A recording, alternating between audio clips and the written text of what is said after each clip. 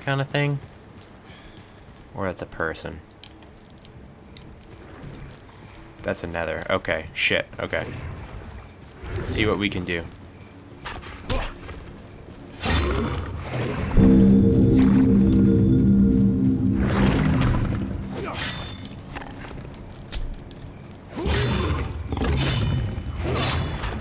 Alright, so blocking ability is easily the best thing ever. That's right, son. Alright, that was one of the hardest nethers in the game.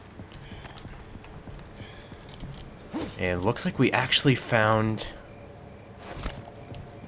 a bunch of money. And ammo. Wow, okay, so this area is actually very good if you've leveled up fully. Holy shit. Yep, southeast corner is where to go. This little southeast corner. Easily where you want to go. Tons of money. Tons of random assorted selling items. I'm actually gonna eat my shit.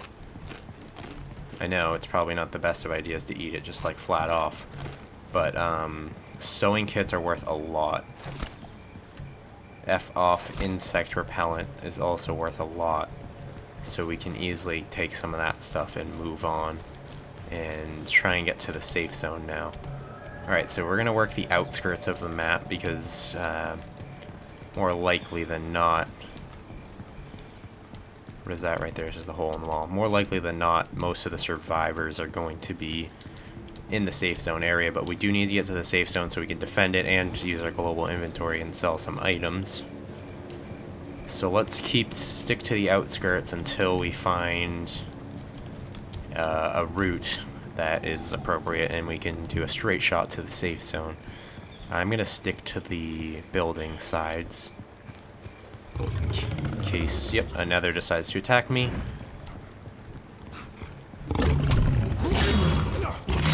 This is one of the generic, easy kind of nethers right here.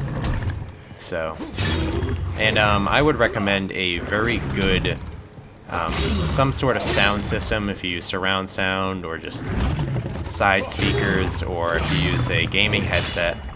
Highly, highly recommended because you can listen to where the nethers are coming from. We're going to increase our melee again, which means we get a new fighting stance, I think, which is...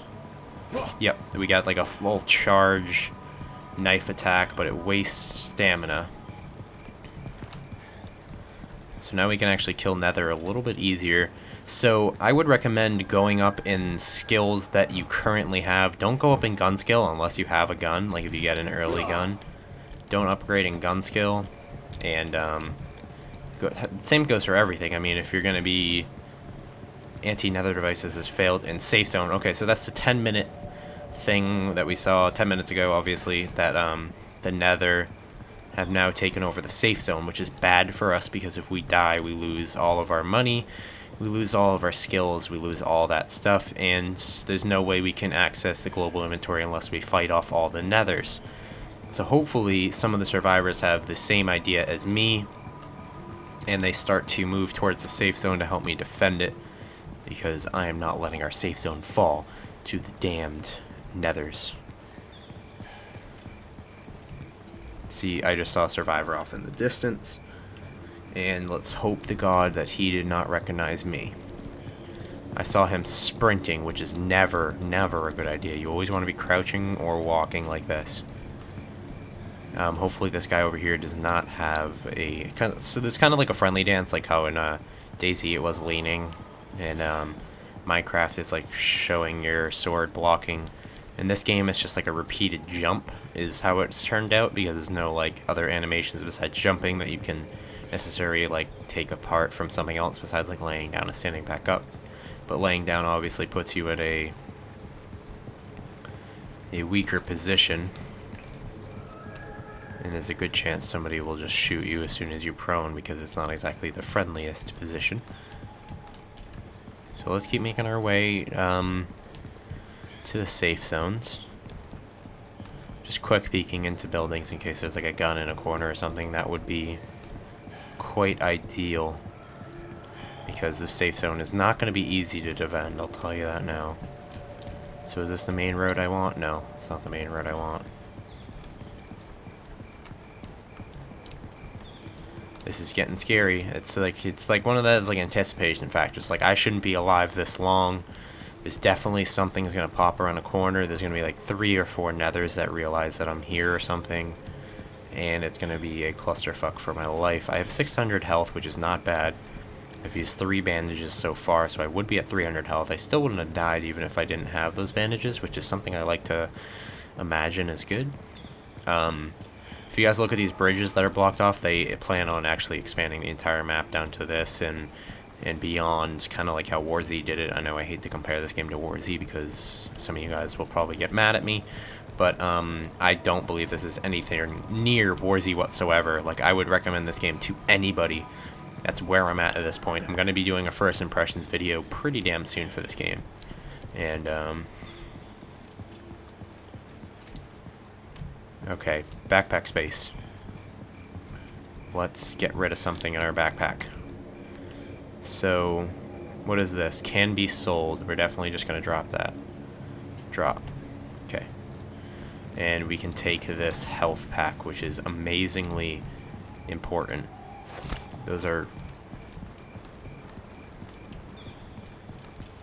actually quite rare, which I think heals me full, almost full. So we're not going to use that until we're a little bit lower on health. Alright, so is that a person right there? No, it's a little fireplace. As you can tell, they clearly chose the correct art direction for this game. It's very Fallout-esque in my opinion. Okay, so the main road is just up here. Let's stick to the trees and the random mound in the middle of the woods. And then we'll start heading down the main street, which is not going to be safe because there's crowded cars, lots of corners people can be hiding, lots of gear, but we need to get to that safe zone and start killing some nethers. Melee is easily one of my favorite classes. Of course, I'll be experimenting with new classes every single time I play. If I find guns early, I'll go up in gun skill and things like that. And maybe, I think there's like some kind of like marketing or like survival kind of thing where certain items like heal you for more because you're in that skill tree. And I really have to look up on the forums what skills do what. So it's probably safest to be moving through the buildings and not through the main streets at all times. But I'm just trying to get to the safe zone. Here's the safe zone right here. Can't really tell you how safe it is right now. Yeah, as you hear that alarm, that means there's nethers inside. And nobody seems to be repairing any devices. There is people inside, though. And see, I'm not sure if people can kill me in here, so we'll see what really happens. I think they're going to be smart about it and let us defend the safe zone together, because that's like ideal for them and ideal for us. So it would be stupid for them to necessarily be killing people inside here. There's 6 devices remaining. They should really move that to the side of the screen or something. I should put that on the forums. So when that pops up, that's really, really obnoxious. Okay, so let's go up in strength. That way we get a little bit more armor. I'm going to use my health pack, which says 500, or 400, for that matter. See, people are dying as we speak.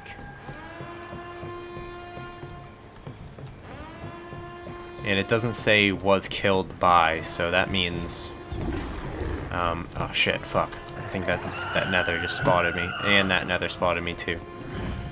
Alright, we got several nethers that have spotted us. So get ready for a fight.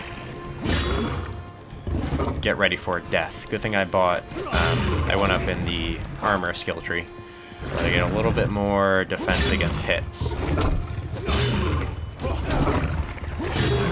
Not much more, as you can tell, so blocking is still probably the best maneuver against nethers. Alright, let's start moving a little bit deeper in and see if we can find any of these devices.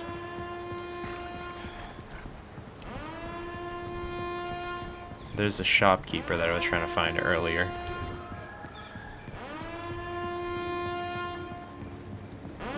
See, I'm not really sure where the devices are. And see, you can't talk to the safe zone shopkeepers while the alarms are on. Which primarily means we need to go find.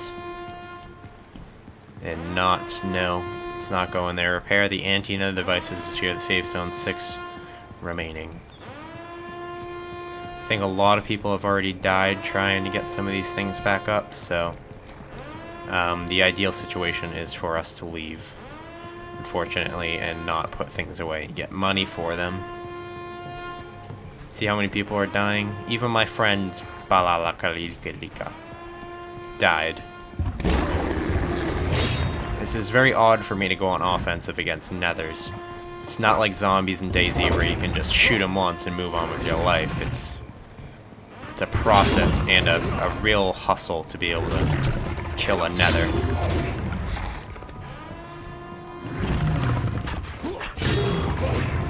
There we go. You start to learn which nethers do what, and it really does help.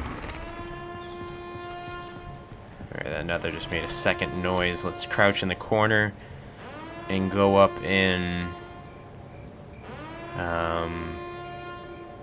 stamina. I'm gonna start going up in melee again in a second. Once we start leveling up more, I'll go up in melee some more. But as of right now, it's not really. We're like almost maxed out. We have that full charge attack, and with that full charge attack, having more stamina would be very perfect. So we're gonna go try and find a gun.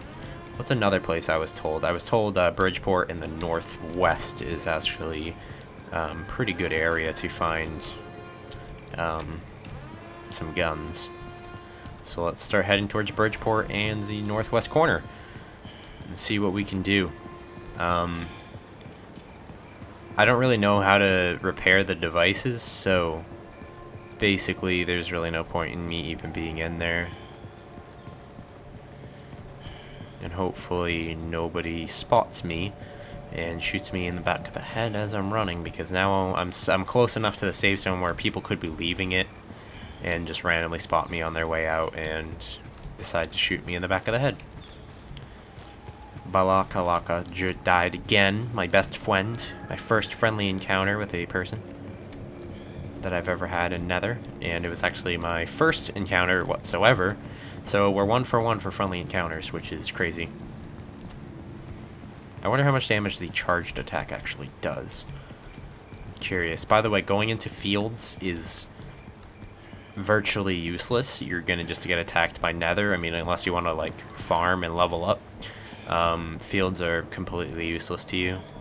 You're better off sticking to the buildings and trying to find some loot, because fields don't have loot unless you find a campsite. So let's keep moving. Since the safe zone is down, I can't access the global inventory and put stuff away, which is kind of suckish, but I don't know how to repair the devices. So if you know how to repair those devices, make sure you tell me. That would be cool if I ever found out, so I could actually do it in the future, because I look forward to playing this game much more. And that's a little campsite. We're gonna go there. If we can find a way in. These campsites have a good chance of spawning a weapon. From what I've heard, again, this is just all watching streams and YouTube videos. This is what people have said, people have done, and apparently these campsites sometimes have items. Crunchy bends for stamina. Bandages. Let's just eat our crunchy bends. Definitely need some bandages that we can use right now. And I don't see anything more around these tented areas. Oh yes, a first aid kit. Hell yeah. And bandages. So we're gonna drop things that are worth money, because we don't really want to carry these necessarily, and we'd rather carry things that are gonna help us survive and I guess selling stuff will be a future endeavor because the safe zone is down for an entire 55-minute period, along with whatever is after. So it is good to know the name of this server because this one has not crashed for me yet. And also this is the server that my character is on, I believe is actually how this game works. It's by server based, kind of like how DayZ was with the private hives. And somebody help me fix the safe zone. Is this like the edge of the map? Yes, it's the edge of the map. That's why it's not letting me off. There is a nether right there in the street, so we're gonna try and sneak by this nether as best as possible.